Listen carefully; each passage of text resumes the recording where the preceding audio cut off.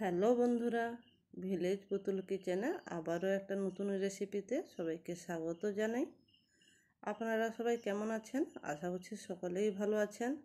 আজ আমি আপনাদেরকে এই থানকুনি পাতার একটা রেসিপি বানিয়ে দেখাবো। থানকুনি পাতাগুলোকে আমি প্রথমে ভালোভাবে বেছে নিয়েছি। এবার খুব ছোট ছোট করে কেটে নিতে হবে। আপনারা ঠিক যতটা পারবেন ছোট করে নেবেন।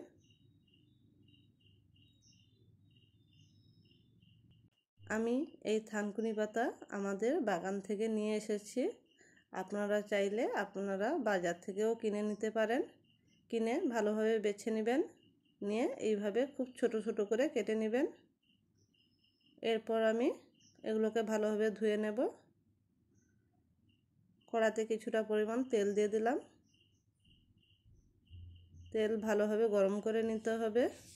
নেওয়ার পর দিয়ে দিলাম কালো জিরে, শুকনো লঙ্কা, সঙ্গে 5 ফোড়ন হালকা ভেজে নেব। ভেজে নেওয়ার পর দিয়ে দিচ্ছি পেঁয়াজ কুচি। পেঁয়াজ কুচি দিয়েও ভালোভাবে ভেজে নিতে হবে। এই ভেজে নেওয়ার সময় আমি কিছুটা পরিমাণ চিংড়ি মাছ দিয়ে দিলাম। চিংড়ি মাছগুলো আমি আগে থেকে ভালোভাবে বানিয়ে রেখেছিলাম। চিংড়ি মাছ, পেঁয়াজ কুচি সব কিছু ভালোভাবে ভেজে নিতে হবে।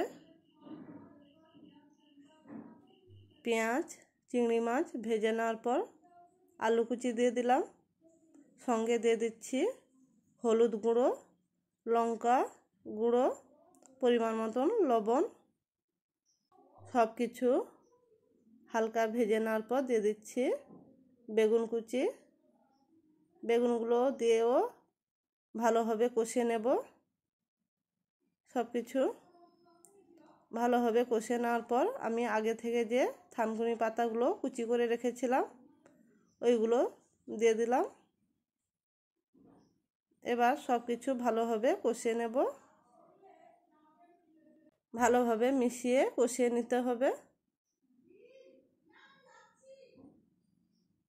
থানকুনি পাতা কতটা উপকার আমরা প্রায় সবাই জানি। এই অবস্থায় আমি কিছুটা পরিমাণ সর্ষের বাটা দিয়ে দিলাম ও পরিমাণ মতন জল দিয়ে দিচ্ছি। জল দিয়ে ঢাকনা দিয়ে দেব।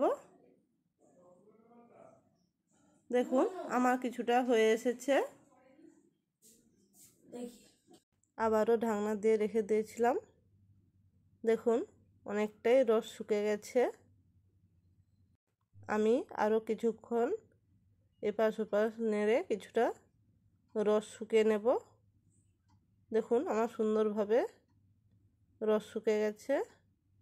এবার আমি চচ্চড়িটাকে একটা প্লেটে নিয়ে নিচ্ছি।